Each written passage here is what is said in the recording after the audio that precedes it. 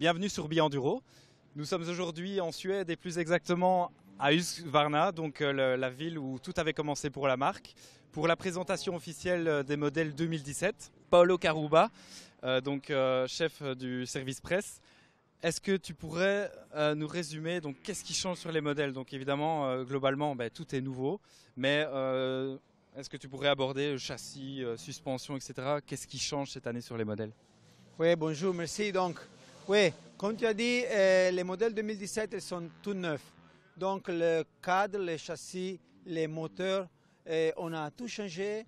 Et l'objectif général de notre ingénieur, c'était d'avoir moins de poids, et des dimensions beaucoup plus compactes et normalement des moteurs plus performants. Donc, comme ça, on a travaillé entre les trois différents parties ensemble pour développer les motos nouvelles. Si on parle des cadres et des châssis en général, on a une nouvelle fourche, c'est la WP48 Explore. Donc ça a été développé spécifique pour l'enduro et on offre série standard dans les modèles, le preload, la possibilité de régler la moule dans les intérieurs de la fourche. Okay. C'est le bouton qu'on voit ici. Voilà, c'est le bouton. Trois réglages. Okay. Après, si on parle du cadre, on a changé beaucoup dans le cadre aussi.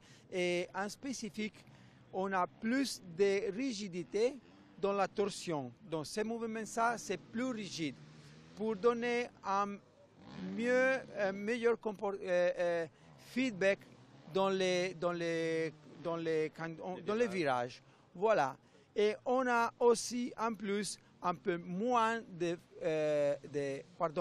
plus de flexibilité dans la longitudinale.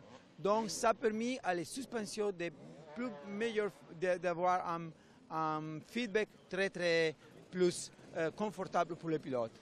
Et alors au niveau des moteurs, donc ici on est en présence du modèle 450. Donc 4 temps, est-ce que qu'est-ce qui globalement a changé? Donc on l'a vu chez KTM, les blocs se sont raffermis, on a recentré les masses. Chez Husqvarna, qu'est-ce qu'on a adopté comme choix vers quoi on s'est dirigé pour concevoir ces moteurs? La philosophie générale, comme tu as dit, c'est un moteur beaucoup plus compact avec beaucoup de performance et la centralisation des masses. On a mis les deux arbres, l'arbre du moteur et l'arbre de l'embrayage plus anneau.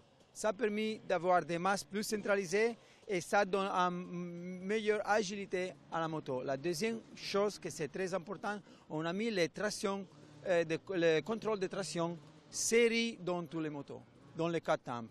Ça sont les deux choses les premières. Et alors apparemment, il y a donc un senseur qui en fonction du rapport enclenché, va sélectionner un mapping différent pour chaque vitesse. Oui, aussi. Et ça, c'est en plus, donc le contrôle du moteur,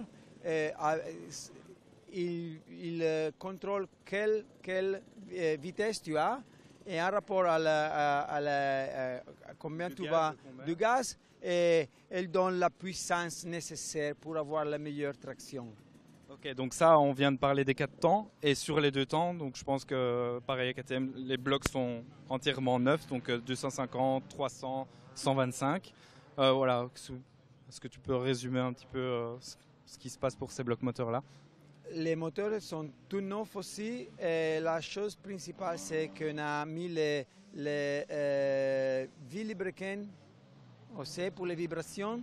So l'arbre d'équilibrage. Voilà, c'est ça, ça donne beaucoup moins de vibrations dans les 2,5 et 300. Et ça, c'est un gros changement. Après, on a changé les carburateurs. On a les carburateurs Mikuni de 38 dans tous les 2 temps, 125, 2,5, 300. Et ça donne plus de stabilité dans les différentes conditions d'utilisation. Et voilà, les moteurs sont plus petits, aussi plus compacts, les 3 moteurs. Merci Paolo pour ce compte rendu. Donc on a pu essayer tous ces modèles aujourd'hui sur un superbe tracé dans les environs d'Husqvarna. Je vous donne rendez-vous sur bienduro.com pour le compte-rendu complet et en détail de ces essais et de cette présentation des modèles 2017.